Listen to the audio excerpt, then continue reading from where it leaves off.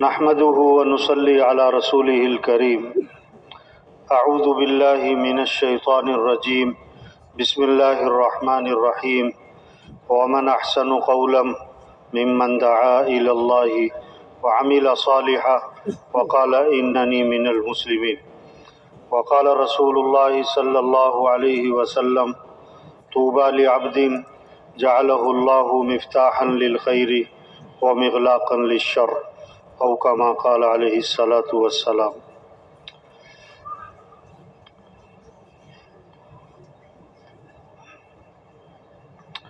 میرے دوستو، اللہ پاک نے ہمیں دنیا میں تھوڑے سے عرصے کے لیے بھیجا ہے۔ قیامت کے دن اللہ پاک فرمائیں گے کم لبثتم فی الارض، دنیا میں کتنا رہ کر آئے؟ قالوا لبثنا یوما او بعض یوم، ایک دن، نہیں، دن کا بھی تھوڑا سا حصہ، چھوٹی سی زندگی، دن کا بھی تھوڑا سا حصہ ہے۔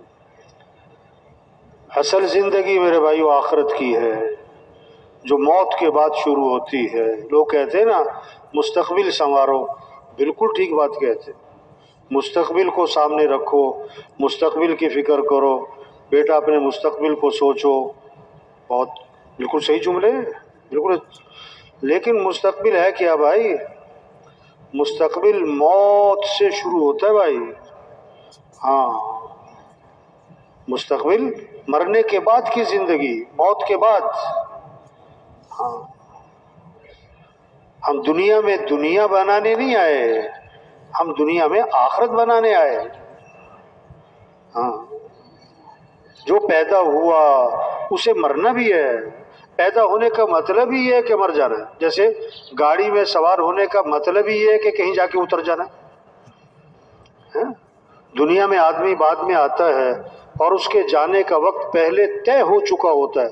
اچانک اتفاقاً بے وقت کوئی نہیں مرتا، ہر آدمی اپنے وقت پہ مرتا ہے۔ ہاں، دنیا میں آنے کی ترتیب ہے، باپ سے پہلے بیٹا کوئی نہیں آتا، جانے کی کوئی ترتیب نہیں۔ دادا موجود پوتا گیا، ابا موجود بیٹا گیا، اماں موجود بیٹی گئی۔ ہاں، کتنے لوگ ہیں جو سورج کا طلوع دیکھتے ہیں، غروب نہیں دیکھ پاتے۔ درزی کو کپڑے سلنے دیتے ہیں، ابھی کپڑے سل کے نہیں آئے تھے کہ کفن سل جاتے۔ پتہ نہیں کس کس کا